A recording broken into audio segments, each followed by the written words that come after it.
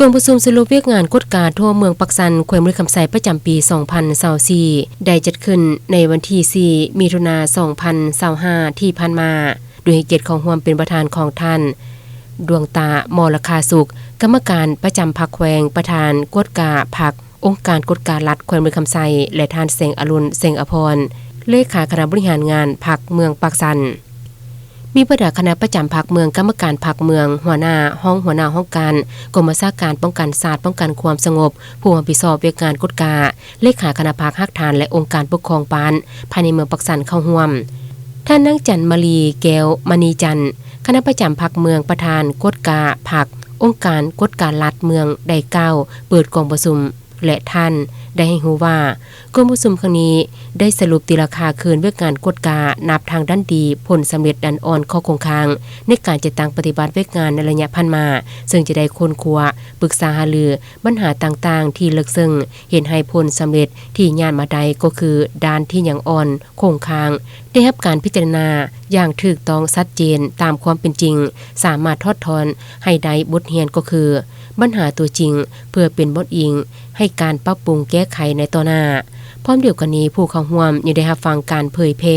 บทบันทึกการประสานงานระหว่างองค์การกฎการแห่งรัฐกับกระทรวงป้องกันความสงบกระทรวงยุติธรรมและองค์การอัยการประชาชนสูงสุดในการดำเนินคดีการโซลาดบังหลวงฉบับลงวันที่29มังกร2024เผยแพร่ระเบียบการบริการรักษาเอกสารเกี่ยวกับการกฎการฉบับเลขที่138/อกหลลงวันที่9 เมษายน 2024เผยแพร่บทบันทึกการประสานงานระหว่างศาลประชาชนสูงสุดกับองค์การกฎการแห่งรัฐเกี่ยวกับการดำเนินคดีฉบับลงวันที่14 กุมภาพันธ์ 2024และเผยแพร่บทบันทึกการประสานงานระหว่างองค์การกฎการรัฐกับองค์การกวดสอบแห่งรัฐฉบับลงวันที่14 กุมภาพันธ์ 2024ดังนี้อย่างใดรับฟังการผ่านห่างบทสรุปการเคลื่อนไหวเวียกงานกฎการประจำปี 2024และแผนการ 2025 ใน1 ปีผ่านมาคณะกฎการเมืองปักสันได้มีการเคลื่อนไหวอย่างต่างหน้าและได้มีการประสานสมทบกับคณะพรรคขั้นต่างๆเพื่อสุกยูติดตามกฎการประเมินการก่อสร้างหน่วยพรรคบ่ใส่เข้มแข็งหนักแน่นและการจัดแบ่งประเภทสมาชิกพรรคปัจจุบันได้มีการลงวินัยระดับต่างๆตัวสมาชิกพรรคจำนวน2สหายหญิง1สหายรูปแบบการลงวินัยคือปลดตำแหน่งพรรคอยู่ขั้นบาน1 ปีผ่านมาองค์การกฎการรัฐแม่นได้รับคำฮ้องคำเสนอจำนวน2เรื่องและได้สมทบกับภาคส่วนที่เกี่ยวข้องแก้ไข16เรื่องแก้ไขสำเร็จ12เรื่องเข้าสู่ขบวนการยุติธรรม3เรื่องคณะกฎการยังได้ดำเนินการติดตามกฎการปกติกฎการตามคำสั่ง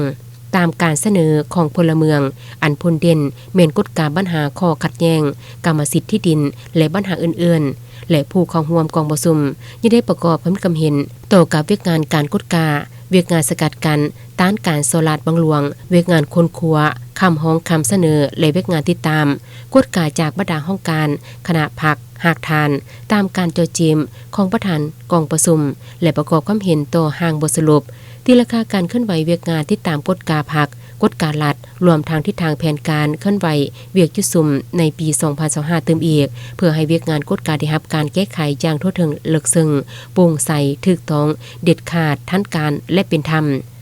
ในตอนท้ายของกองประชุมยังได้รับฟังการอบรมมีคำเห็นจากท่านดวงตามรคาสุขกรรมการประจำพรรคแขวงประธานกฎการพรรคองค์การกฎการรัฐแขวงมุขคำไสเป็นทิศเยืองทางในการจัดตั้งเวียกงานในต่อหน้าก่อนอื่นทานได้ยงยอสมเสยต่อผลงานของคณะพรรคแต่ละคันที่ญาณมาใดในระยะผ่านมา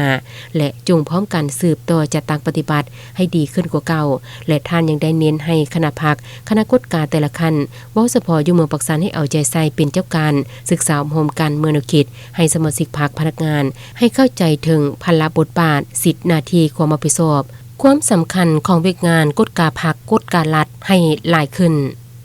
โอกาสเดียวกันนี้เพื่อเป็นการสุขยูเวียกงานกฎการของเมืองให้มีความเข้มแข็งขึ้นในต่อหน้าประธานกฎการพรรคองค์การกฎการรัฐแขวงมุขคำไสได้มอบอุปกรณ์คอมพิวเตอร์ตั้งโต๊ะและปรินเตอร์จำนวน1ชุดให้องค์การกฎการเพื่อรับใช้เข้าในเวียกงานกฎการของเมืองปักสันให้มีความเข้มแข็งขึ้นเติม